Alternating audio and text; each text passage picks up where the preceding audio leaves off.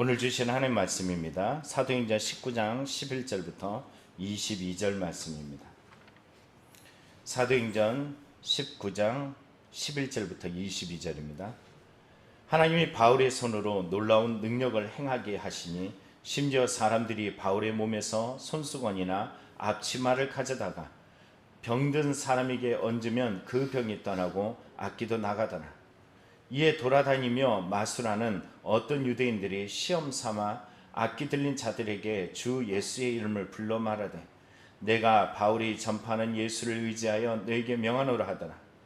유대의 한 제사장 스게와의 7 아들도 이 일을 행하더니 악기가 대답하여 이르되 내가 예수도 알고 바울도 알거니와 너희는 누구냐 하며 악기 들린 사람이 그들에게 뛰어올라 눌러 이기니 그들이 상하여 벗은 몸으로 그 집에서 도망하는지라. 에베소에 사는 유대인과 헬라인들이 다 이 일을 알고 두려워하며 주 예수의 이름을 높이고 믿는 사람들이 많이 와서 자복하여 행한 일을 알리며 또 마술을 행하던 많은 사람이 그 책을 모아 가지고 와서 모든 사람 앞에서 불사르니 그 책값을 계산한즉 은 5만이나 되더라. 이와 같이 주의 말씀이 힘이 있어 흥왕하여 세력을 얻으니라. 이 일이 있은 후에 바울이 마게도니아와 아가야를 거쳐 예루살렘에 가기로 작정하여 이르되 내가 거기 갔다가 후에 로마도 보아야 하리라 하고 자기를 돕는 사람 중에 디모데와 에라스도 2 사람을 마게도니아로 보내고 자기는 아시아에 얼마 동안 더 있으니라. 아멘. 오늘 성경을 보면은 이제는 에베소의 사건을 다루고 있습니다. 이 에베소에서 어떤 일이 있었냐면 바울이 증거하는 그 증거의 능력이 바울을 통하여 복음이 증거하고 확산되는 가운데서 기적과 이적이 나타났던 것을 먼저 설명하고 있죠. 근데 이 기적과 이적을 봤던 마술사들이, 그것도 유대인 마술사들이 똑같이 따라하다가 낭패를 당하는 사건을 보게 됩니다. 이 사건 속에서 우리가 지금 봐야 될 것은 뭘까요? 우리의 믿음의 확신입니다. 내 안에 있는 믿음의 진짜냐 가짜냐라는 이런 것들을 또 한번 돌아보고 또 확인해 봐야 되는 그런 시점입니다. 오늘 나의 믿음은 하나님이 인정할 만한 그런 믿음일까? 여러분, 오늘 우리의 질문 속에 그 믿음을 가지시고 또 오늘 본문에 보니까는 예수를 온전하게 알고 회개하고 나아갔던 이들이 도리어 예수님을 찾아오는 이 신앙을 통해서 내 안에 있는 진짜 신앙을 발견하고 변화하는 신앙이 되기를 간절히 축원합니다. 오늘 본문의 11절 12절을 보면 이렇게 기록합니다. 하나님이 바울의 손으로 놀라운 능력을 행하게 하시니 심지어 사람들이 바울의 몸에서 손수건이나 앞치마를 가져다가 병든 사람에게 얹으면 그 병이 떠나고 악기도 나가더라. 여러분, 오늘 말씀 보세요. 좀 신비주의에 빠진 것 같은 그런 느낌이 들기도 해요. 근데 오늘 보세요. 바울의 손으로 놀라운 능력을 행했다라는 것이, 바울이 놀라운 일들을 행했는데 이 놀라운 일들이 어떤 확산까지 있었냐면은 어떤 사람들이 이제 바울의 몸에서 수건이나 앞치마를 가지다가 병든 사람에게 얹으면 그 병이 떠나고 악기도 떠나가는 이러한 놀라운 영향력을 행했다는 것이, 여러분, 여기 성경 속에서 보면서 우리는 무슨 생각을 할까요? 야, 바울의 앞치마, 믿음은 빠지고 바울의 앞치마, 바울의 몸에 있는 어떤 것을 가져다가 하면은 우리는 어떤 일들이, 놀라운 일들이, 그 기적과 이적이 우리에게 나타날 거야 하면서 우리는 기적에 초점을 맞출지 모릅니다. 그러나 여기 성경을 잘 보시면은 뭐라고 이야기해요? 11절에 시작하면서 누가 행하셨다? 하나님이 행하셨다라는 거죠. 여러분, 바울이 행하였던 기적과 이적, 여러분, 이 일들은 다른 것이 아닙니다. 그의 몸에서, 그의 옷에서, 그의 옷자락에서 나오는 모든 일들은 누가 한 것이냐 하면은 믿음으로 행해진 사건이라는 것이, 여러분, 고린도서에 말했던, 제가 말씀드린 거 있죠? 성령이 아니하고서는 예수를 그리스도라고 할 수 없다라는 것이죠. 로마서 8장에도 말하죠. 예수의 영이 없으면 그리스도인이 아니다라는 것이, 오늘 이 일들은 다름 아니라 성령이 충만하여서 그 일들을 행하는데 그 영향력이 주변으로 복음을 전하는 것에 증거되어졌음을 보여주죠. 믿음이라는 것입니다. 우리는 요한복음에서 어떤 여인을 보냐면 혈루증 여인을 보게 되어져요. 이 혈루증 여인이 어떤 일들을 행합니까? 자기가 12년 동안 온갖 고생을 다하고 가진 것들을 다 탕비하고 몸은 더 심각해진 상황에서 예수님에 대한 소문을 듣게 되었어요. 그리고 이 소문을 들었던 여인은 자신의 삶에 지금 나타나고 있는 이 문제, 어떤 의학적으로도 해결할 수 없는 이 문제들을 해결할 수 있는 뭐가 생겼냐면 믿음이 생겼어요. 오직 들음으로 말미암아 믿음이 생긴다 그러는데 이 혈루증 여인이 믿음이 생겼어요. 그리고 예수님께까지 갑니다. 수많은 사람 중에서 밀치고 그러는 상황에 누가 밀쳤는지 모르는 이 엄청난 수많은 인파 속에서 그녀가 예수님의 옷자락을 잡을 때 그녀의 혈루가 마르게 되어지고 치유되는 역사가 있었어요. 예수님 뭐라고 말씀하십니까? 내 믿음이 너를 구원하였느니라 라고 이야기하죠. 오늘 본문을 말씀한다면은 바울의 믿음, 또 바울의 옷을 통해서 전해진 것이 같아 보이지만 실제적으로는 믿음이 아니고는, 앞서 말한 것처럼 성령이 아니고는 믿음을 말할 수 없고, 믿음을 말한다면 성령을 말할 수밖에 없는 이 사도의 행전에 나타난 이러한 시스템 속에서 우리에게 주신 것은 뭐냐면, 믿음은 성령이 주시고 성령을 통해서 하나님은 당신의 일을 행하신다는 것입니다. 여러분, 우리는 알고 있어요? 성부, 성자, 성령은 어떤 분이시다? 한 분이시다. 여러분 기억하시기 바랍니다. 예수의 영에 의하여 나타난 이 일들이 우리의 삶 속에도 온전한 믿음이 나타나기를 원합니다. 문제는 그 다음 절에 나옵니다. 이제 그 다음 절에 보면은 13절에 보면 돌아다니는 마술사들이 있어요. 그들을 유대인들을 어떤 유대인이라고 이야기해. 시험 삼아서 악기 들린 자에게 예수의 이름을 부릅니다. 놀랍죠? 이 바울의 몸에서 수건이나 앞치마를 가져다 병든 사람이 얹으면 그 병이 나았는데, 이들은 어떤 사람이에요? 예수의 이름을, 주 예수의 이름을 불렀다라고 이야기해. 그런데 주 예수 이름을 부르고, 그리고 내가 바울이 전파하는 예수를 의지하여 너에게 명하노라 이렇게 말합니다.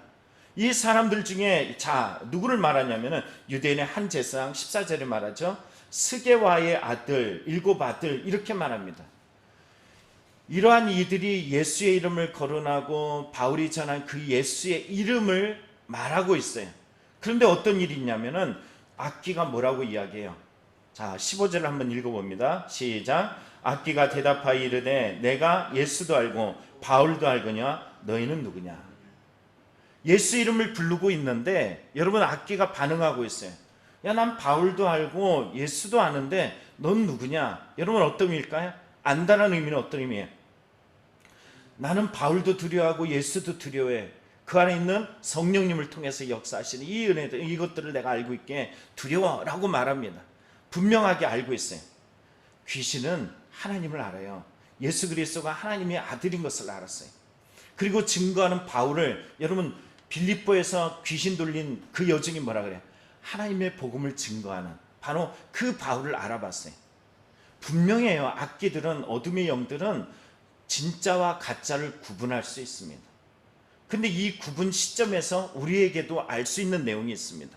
내가 진짜 믿음이냐 가짜 믿음이냐, 오늘 내가 예수 이름을 거론하고 있고 이렇게 내가 뭔가를 따라하는 이런 가짜의 모습일 수도 있겠지만, 나의 삶에 실제적으로 나타나는 가짜냐 진짜라는 것을 알 수 있는 대목이 있어요. 그 다음 절입니다. 16절에 나오죠. 악기 들린 사람이 그들에게 뛰어올라 눌러 이기니. 누가 이겼다? 악기가 뭐 했다고요? 예수의 이름을 거론하는 사람에게 어떻게 했다고요? 눌러서 이겼다라고 얘기해요. 여러분, 내가 예수를라고 얘기하는데, 내가 내 인생 속에 어둠의 권세에 눌려서 지고 좌절하고 낙심하고 절망하여 더 이상 일어날 힘? 아니에요. 예수 그리스도 믿는 사람은 쓰러지긴 합니다. 그러나 다시 일어날 힘이 있어요. 안 넘어진다라고 성경 말하지 않아요. 시험이 안 온다라고 말하지 않습니다. 시험이 오면 주님을 찾고 주님을 의뢰하고 주님께 묻고 구하면은 하나님이 이길 수 있는 힘, 때로는 피할 힘조차도 우리에게 허락해 주십니다. 문제는 어디 있냐면은 도리어 이 문제에서 도망가는 자들이 있다라는 거예요. 이 눌림을 통해서 좌절하고 낙심되고 완전히 패배한 자의 모습이 나타나기도 한다는 것이, 누구를 의지했기 때문에? 예수가 아니라 그냥 흉내만 냈기 때문이라는 것이. 여러분, 흉내내는 신앙이 되지 않길 원합니다. 여러분, 어떤 분들을 보면 그러죠. 방언하면 그게 따라하고 싶어가지고 내가 방언 있는 척해요. 예언하는 사람이 있으면은 그 예언이 자기에게 어떤 능력이 있는 것이 부러우니까는 예언하는 척을 해요. 신앙이 없는데 신앙 있는 척을 해요. 그러니까 자꾸 눌려요. 없는데 없는 것을 없는다라고 이해하고 하나님을 찾고 하나님 앞에 기도하고 하나님 앞에 진실되게 나오면은 하나님이 그를 긍휼히 여겨주셔서 하나님께서 성령을 더하시고 은혜를 더하셔서 충만하게 하셔서 그런 사람을 도리어 사용합니다. 우리 마가 요한을 기억하잖아요. 별 볼 일 없던 인생입니다. 그 전도 여행에서 실패했던 인생이에요. 그러나 그 실패했던 인생도 다시 하나님이 재사용하셨던 것을 기억하셔야 됩니다. 오늘 우리의 인생의 문제는 뭡니까? 믿음이라는 것이. 오늘 나에게 믿음을 주시고자 원하는 하나님의 뜻 앞에 다시 한번 세움받는 신실한 믿음이 되길 간절히 축원합니다. 가짜와 진짜가 구분되는 이 시점에 에베소에서 난리가 났어요. 어떤 난리가 났냐? 여러분 보세요. 유대에 사는 헬라인, 유대인 이 일을 알고 나서 두려움이 생겼어요. 야, 예수 그리스도 믿는 것이 그냥 가벼운 것이 아니구나. 마술사들이 행하는 그런 일들이 아니구나. 살아계신 하나님의 일이구나. 이걸 알게 되었어요. 그래서 주 예수님의 이름을 높이게 되었습니다. 이전엔 예수의 그 레벨을 마술사들과 똑같이 받고 마술사들도 하나님 바울 안에서 역사하셨던 그 하나님의 능력, 예수의 이름의 권능을 바라보면서 이거는 마술의 일종일까 이렇게 생각했어요. 그런데 이 사건을 통해서 진짜와 가짜가 구분되었고 사람들은 진짜를 향해서 달려가기 시작합니다. 저와 여러분의 신앙 속에 진짜를 발견하면 문제가 어딨냐? 이제는 그 진짜를 향해서 나아갈 수 있는 믿음의 용기가 필요합니다. 그 첫 번째 용기가 18절에 나오죠. 믿는 사람들이 와서 자복했다 그래요. 이 자복하다는 것은 고백했다, 공적으로 발표했다는 거예요. 자신의 가짜야, 자신이 잘못됐어, 나는 문제가 있어 그러면서 공적으로 자신의 죄악들, 죄성들 이것들을 발표하면서 하나님 앞에 회개했음을 표현해주고 있습니다. 또 하나는 이 행한 일들을 알렸다는 거죠. 오늘 성경 속에 나타난 일들을, 자신의 일들을 알렸을 뿐만 아니라 19절에 보시죠. 마술사들은 뭐 갖고 먹고 삽니까? 마술로 먹고 살아요. 그럼 그들에게 책자가 있습니다. 예전에 저쪽 47-21에 있을 때 여러분 그곳에서 바로 옆집에 우리 오상인 집사님이 사시던 그 빌라에 역술가가 살고 있었어요. 여러분 우리 성은삼하고 저하고 이제 신방을 가게 됐어요. 근데 그분이 역술가인데 가서 기도를 하는데 막 우셔요. 엄청 우셨어요. 그리고선 이분이 그리고선 하나님을 받아들이라고 복음을 전했어요. 근데 놀라운 일은요, 얼마 지나지 않아서 돌아가셨어요, 그분이. 그리고 그의 아내분이 교회 등록하셔서 같이 예배를 드리다가 나중에는 그의 자녀들이 데리고서 이 요양원으로 이제 모셔가게 되었습니다. 분명한 것은 뭘까요? 역술을 행했던 그 평생의 역술이 자기 죽음 앞에 이르를 때 아무것도 아니라는 거예요. 근데 놀라운 것은 하나님께서 어떻게 우리를 불러주셔서 그 안에서 복음을 전하게 되고 복음을 듣게 되는 이런 일들이 생겼다라는 거죠. 여러분 오늘도 우리가 믿는 이 믿음은 다름 아니라 하나님의 살아계심, 또 예수 그리스도가 이 땅에 오셔서 우리에게 전해주신 구원의 기름을 늘 잊지 않고 마음에 새겨나가는 성도의 신앙이 되길 간절히 축원합니다. 오늘 본문에 그 마술사들이 어떻게 했다고요? 책을 모아 가져가다가 사람들 앞에 불살랐대요. 왜요? 이제는 마술이 가짜고 내 신앙은 뭐만 따라가겠다? 예수만 따라가겠다는 거예요. 그래서 그 책들을 다 모았더니 얼마? 은 5만이래요. 이 은 5만이 얼마냐면은 5만 일의 품삯이래요. 어제 제가 그 달란트 비율을 들면서 일당이 13만 원이면은 얼마 되겠느냐라고 제가 한번 달란트 비율로 금액을 환산했죠. 이것도 한번 환산해 봤어요. 일당이 13만 원이라고 이야기하면 이걸 환산해니까는 65억이에요. 65억. 우리 성도님들은 다 부자라서 안 놀랐는데 제가 깜짝 놀랐어요. 65억. 내가 이게 신앙에 있어서 걸림돌이 된다 그러면 65억을 포기하더라는 거예요. 묵상에서 보면 이런 말을 합니다. 파스칼이 했던 말 중에 이 말을 인용하면서 말합니다. 세상이 우리로 하여금 천국을 보지 못하는 음모가 있다는 거예요. 그러면서 이렇게 말합니다.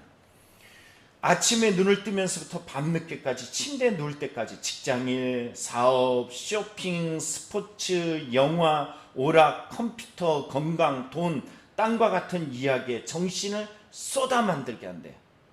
그래서 결국 어떻게 되냐면 이런 사회적 분위기로 말미암아 천국을 가리운다라는 것이에요.